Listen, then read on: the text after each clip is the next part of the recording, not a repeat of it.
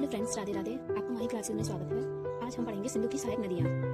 नदियाँ इतने important chapter है कि आप इससे आपका 1-2 नंबर पक्का आता है। आज हम ट्रिक के साथ पढ़ेंगे और आप इस चैनल को लाइक एंड सब्सक्राइब कर सकते हैं। ठीक है, आज पढ़ेंगे हम सिंधु की सहायक नदियाँ। सबसे पहले पढ़ेंगे बाएं हाथ की सहायक नदियाँ। ये हमारी नदी है, ठीक है, सिंधु नदी। ऊपर से आ रही है, ये दाएं हाथ वाली नदी है, और नीचे से जो आ रही है वो हमारी बाएं हाथ की नदी है। इसका यह नदी इस तरह से बह रही है। ठीक है, सबसे पहले आती है हमारी झेलम नदी। झेलम नदी, इसका पुराना नाम है वितस्ता। ठीक है, इसको याद करेंगे झीलने से। झेलम को याद करेंगे झीलने से। वितस्ता, छोटे बच्चे क्या होते हैं? बस्ता, मतलब वितस्ता से याद रखेंगे बस्ता। बस्ते का बैग, बस्ते का वजन जो है झीलते हैं। ठीक है, यह कहाँ से निकलती है? बैरीनाग झील से, जो कि जम्मू कश्मीर में है। ठीक है, बुलर झील से होकर बहती है, जो मीठे पानी की झील है, सबसे मीठे पानी की झील है, उससे होकर बहती है। यह इंडिया प्लस पाक की सीमा भी बनाती है।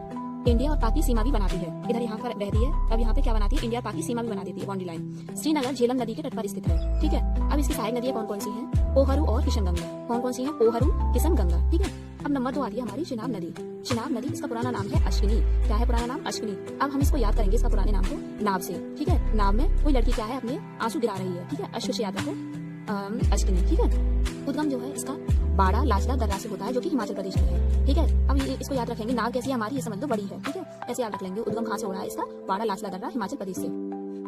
चिनाब नदी चंद्र प्लस भागा नदियों के मिलने से बनी है। चंद्र और भागा नदियाँ 2 नदी हैं, उनके योग से क्या बनी है? हमारी चिनाब नदी। ठीक है, और जो कि हिमाचल प्रदेश में टंडी नामक स्थान पर मिलती है। कौन सी स्थान पर मिलती है? हमारी टंडी नामक स्थान पर। हिमाचल प्रदेश में चंद्रभागा कहते हैं इसको। ठीक है, सिंधु की सबसे बड़ी सहायक नदी है। यह सिंधु की सबसे बड़ी सहायक नदी है, इसको हम अंडरलाइन कर लेंगे। ठीक है, अब आती है हमारी रावी नदी। रावी नदी, ठीक है, इसका पुराना नाम है परुष्णी या इरावती। ठीक है, इसका नाम क्या है? परुष्णी या इरावती। इसको याद करेंगे हम रव से। रव कैसे हैं? पुरुष हैं। ठीक है, या कैसे हैं? स्त्री है, तो उसका नाम क्या है? इरावती। इरावती। र से याद रखेंगे रावी, और द्र से है इसका रोहतांग दर्रा। उद्गम कहाँ है इसका? रोहतांग दर्रा, जो कि हिमाचल प्रदेश में है। ठीक है, यह भी हिमाचल प्रदेश से ही उद्गम होता है इसका। परियोजना कौन कौन सी है? टमेरा परियोजना, थीन परियोजना इसी पर है। ठीक है, रणजीत सागर बांध, ये समझो अब मैप में।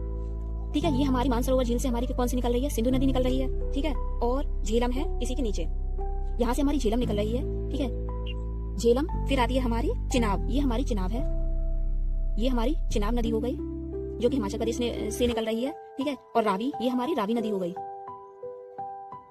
और ये ब्यास जो है, ये यहाँ पर इंडिया में ही मिल जाती है सतलज नदी से। ये हमारी ब्यास नदी हो गई, और ये हमारी सतलज नदी हो गई। ठीक है, ये सतलज नदी जो है राजस्थान से तिब्बत से निकलती है।